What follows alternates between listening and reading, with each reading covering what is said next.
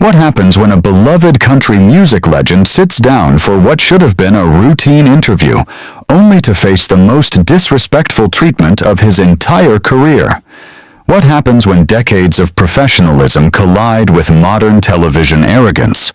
Today, we're breaking down the shocking on-air confrontation that ended with Joy Behar storming off her own show after Willie Nelson delivered one of the most devastating clapbacks in daytime TV history. Make sure you subscribe and drop a comment because this story is wild from start to finish. The studio lights were blazing that Tuesday morning as Willie Nelson settled into the guest chair on The View. At 90 years old, he'd done thousands of interviews, from Johnny Carson to David Letterman. But something felt off today. The energy was tense, and Joy Behar was already agitated before cameras had even started rolling. "We're back in 30 seconds, the floor manager called out. Willie adjusted his signature braids, reviewing mental notes about his new album and upcoming tour dates. He was genuinely excited.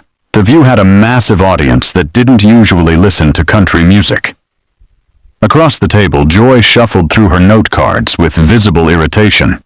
"I still don't understand why we're giving this much time to someone whose music peaked in the 70s, she muttered, loud enough for Willie to hear. Whoopi shot her a warning look. "Joy, he's right there." "Oh, please, like he doesn't know his relevance expired decades ago." Willie didn't react, but his eyes said everything. In all his years in show business, he had rarely seen such blatant disrespect before an interview even began. "And we're live in 5, 4, 3... Welcome back to The View," Whoopi began smoothly. "We're here with country music legend Willie Nelson, who's just released his 73rd studio album." "Thank you for having me," Willie replied in his gentle drawl. Joy jumped in immediately. "So Willie, let's be honest, 73 albums? Don't you think you're just recycling the same old material? I mean, how many times can you sing about trucks and heartbreak?" The other hosts froze. Alyssa looked down. Sarah shifted in her seat. Willie stayed calm. "Well, Joy, I appreciate your question. Though I think you might be confusing me with a stereotype. My new album explores themes of social justice, environmental consciousness, and spiritual growth." "Oh, come on," Joy laughed sharply. "You're 90 years old singing about social justice? Isn't it time to retire and let younger, more relevant artists take the spotlight?" The audience murmured. "I find it interesting," Willie replied, "that you'd suggest someone should stop pursuing their passion based on age. Some might call that ageist." Joy's face flushed. "I'm just being realistic. Your generation had its time. This is the 21st century. And yet here I am," Willie said evenly. "Still creating, still touring, still playing for tens of thousands of people, many of them under 30. "That's just nostalgia tourism," Joy snapped. Whoopi attempted to shift the conversation. "Willie, tell us about your collaboration with Billie Eilish." But Joy cut in again. "Wait, you collaborated with Billie Eilish? That poor girl probably had no idea what she was getting into. Did you even understand her music, or were you just trying to stay relevant?" Silence. Even the cameras seemed to hum louder. Willie leaned forward. "Joy, I've worked with Ray Charles, Snoop Dogg, Dolly Parton, Norah Jones, artists of every generation. Collaboration isn't about staying relevant. It's about respecting others' artistry." "Oh, please," Joy scoffed. "Those young artists were just doing charity work." Someone in the back of the audience finally shouted, "That's enough, Joy!" Alyssa tried again to redirect. "Willie, your work with Farm Aid has been incredible." Joy cut her off. "Farm Aid? Don't get me started. You've been beating that dead horse for 40 years. Maybe if farmers actually adapted to modern agriculture instead of relying on handouts from has-been musicians, they wouldn't need charity concerts." Gasps, actual gasps from the crowd. This one hit Willie somewhere deeper. "Joy," he said quietly, "you might want to be careful dismissing the struggles of American farmers. These are people who feed our nation, often at great personal cost." "Spare me the Heartland lecture," she snapped. This isn't 1985, Joy snapped. Get with the times. Sarah Haynes looked like she wanted to crawl under the table. Behind the cameras, the production team was frantically waving their arms, silently begging Joy to stop, but she seemed completely unaware of the disaster she was creating live on national television. Willie leaned back in his chair, studying her with the calm patience of someone who dealt with difficult people his entire life. "You know, Joy," he began softly, "I've been on a lot of TV shows over the years. I've sat with people who disagreed with me, people who didn't understand my music, even people who didn't particularly like me.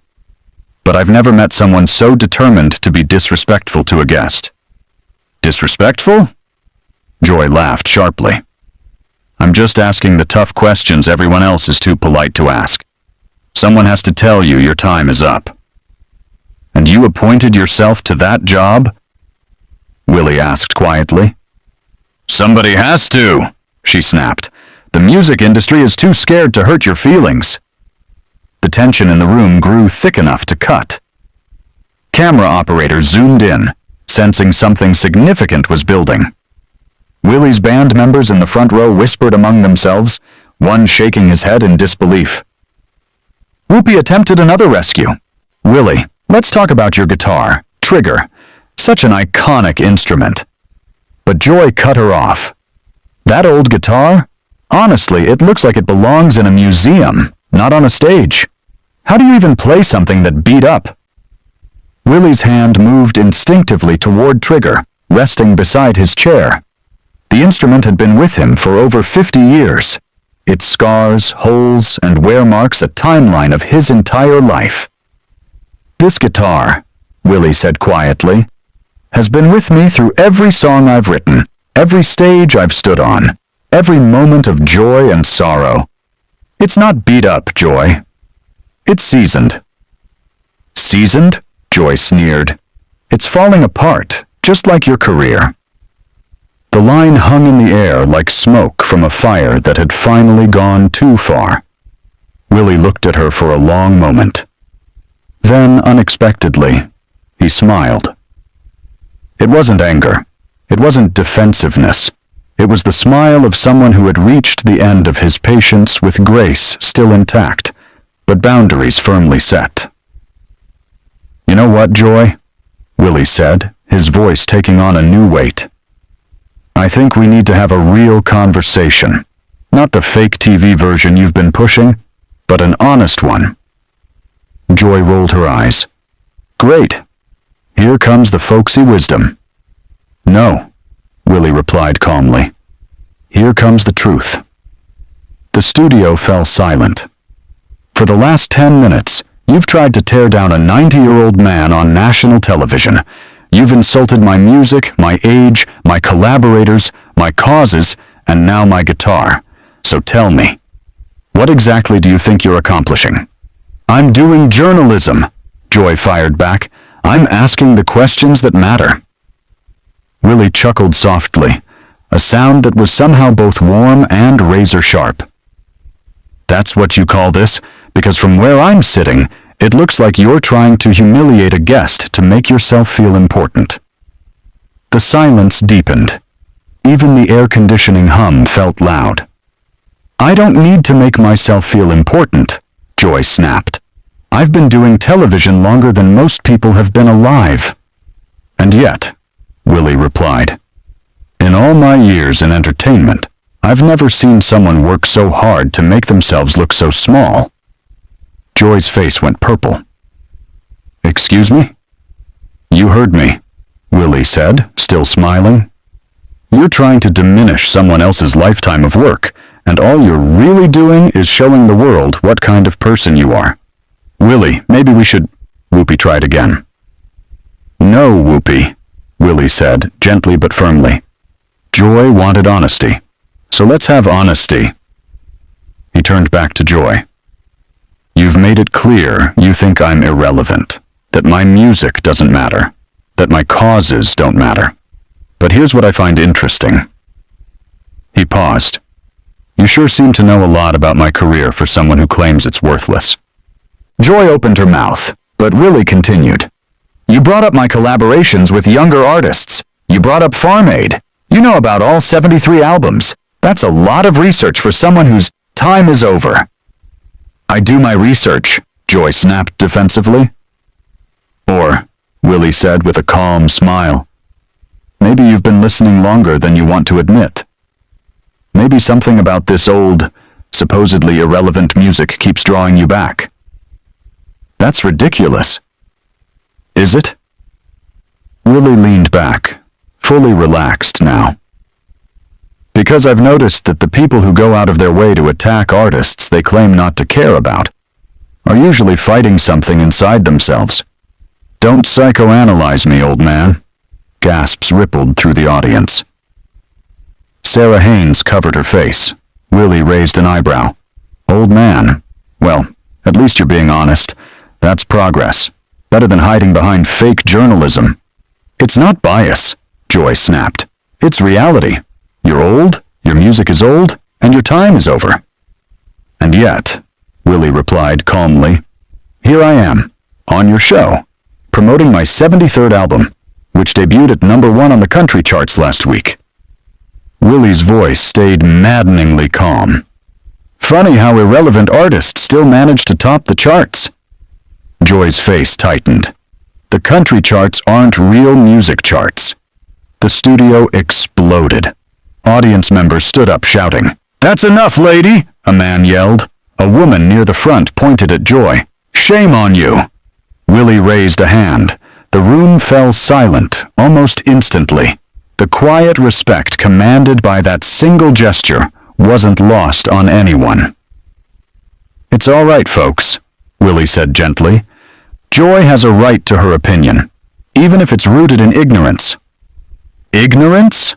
Joy nearly screeched. Yes, Willie said plainly. Ignorance. You just dismissed an entire genre that's influenced everything from rock to hip-hop. You insulted millions of fans who find comfort and joy in country music, and you did it while proving you don't actually understand what you're talking about. Alyssa finally stepped in. Willie, your influence on music is undeniable. Artists across every genre cite you as inspiration. Thank you, Alyssa. Willie nodded politely, then turned back to Joy. But I don't think Joy wants to talk about influence or impact. I think she's more interested in performing cruelty for entertainment. I'm not being cruel, Joy protested. Are you? Willie asked softly. Let me ask you something, Joy. When you go home tonight and look in the mirror, are you going to be proud of how you treated a guest today? Are you going to feel good about spending national airtime trying to hurt someone's feelings? Joy's mouth opened and closed uselessly. Because that's what this is really about, Willie continued. You thought you could use your platform to make an old man feel small. You thought you could embarrass me, diminish me, maybe get a viral moment out of it. That's not what I was doing. Then explain it, Willie said calmly. Explain to the millions watching why you thought it was appropriate to attack a guest who came here in good faith to talk about his music. Joy looked around desperately. Her co-hosts were staring at their notes. The audience stared at her with disappointment. The crew behind the cameras looked humiliated on her behalf. I was asking legitimate questions about relevance in the industry, she said weakly. Legitimate questions? Willie repeated, nodding as if considering it.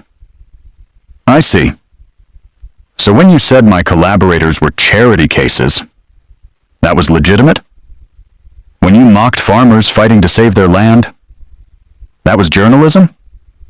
When you called my guitar falling apart, that was professional inquiry? Each line hit her like a hammer. Joy's defensiveness began to crumble. You're twisting my words, she insisted. Am I? Willie asked. Let's review what you actually said. His voice took on the tone of a teacher correcting a struggling student. You said I recycle old material. You said I should retire and get out of the way. You said young artists work with me out of pity. You called Farm Aid a dead horse and farmers beggars. You said my guitar belongs in a museum, and you said my career is falling apart." He paused. Did I miss anything? The simplicity of the recap was devastating. Hearing her own actions reflected back at her, Joy seemed to shrink in her chair. "I was making points about the industry," she muttered. "No, Joy," Willie replied quietly. "You were being mean. There's a difference between analysis and personal attacks. You crossed that line in the first 30 seconds, Sarah Haynes finally spoke. "Willie, your grace under pressure is remarkable. Thank you, Sarah." Then turning back to Joy, "And just to be clear, I'm not upset about your opinion of my music. People have their tastes. What concerns me is the gleeful cruelty with which you expressed it." Joy's face was now a swirl of reds and purples. "I wasn't being cruel. I wasn't..." Willie faced her squarely. "Joy, let me tell you something that may help you going forward. When you attack someone's life's work with obvious pleasure, when you mock their age, when you belittle things that are deeply meaningful to them, that's cruelty. And doing it on television doesn't make it journalism, it makes it public humiliation." The weight of his words settled over the studio. Joy opened her mouth to respond, but Willie wasn't done. "And here's what really bothers me," he said. His voice grew stronger. "You've built a career claiming to speak for the underdog, for the marginalized, for people who need a voice. But today, you used your platform to attack someone you thought was vulnerable because of their age." "That isn't brave journalism," Willie said softly. "That's bullying."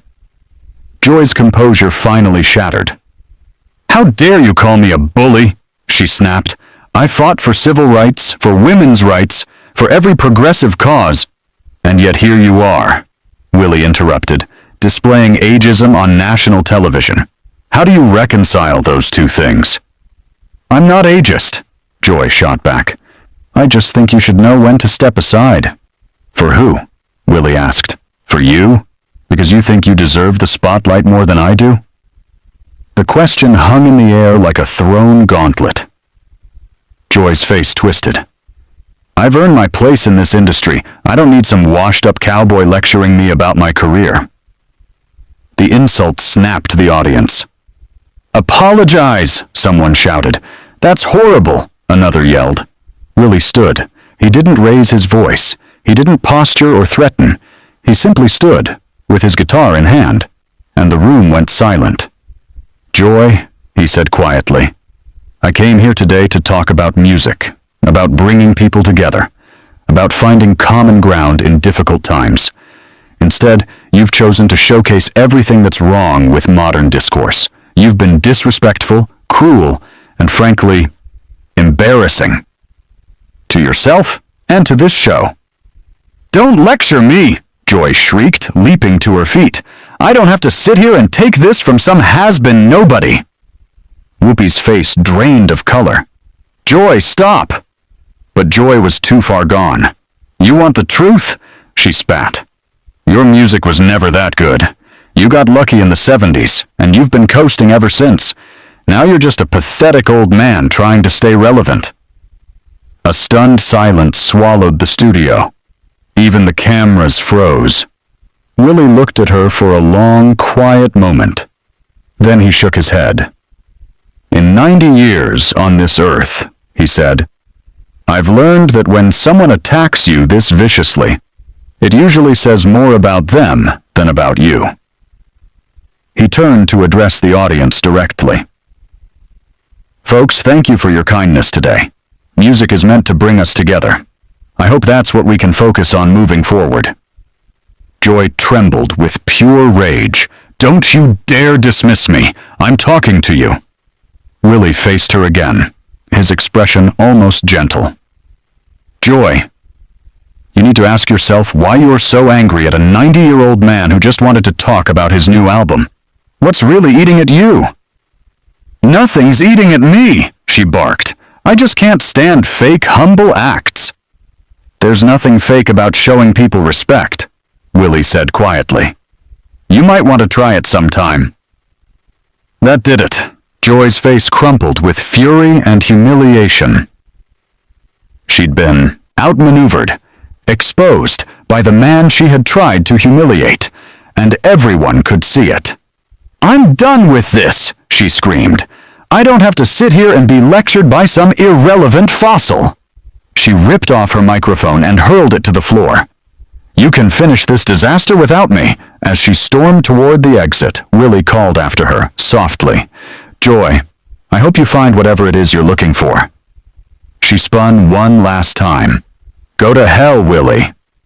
Then she was gone. The studio sat in stunned silence. Willie eased back into his seat and lifted his guitar.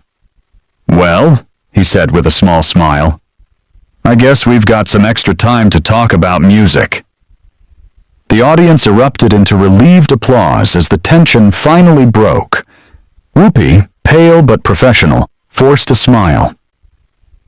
"Willie Nelson, everyone. His new album is available now." Willie strummed a gentle chord.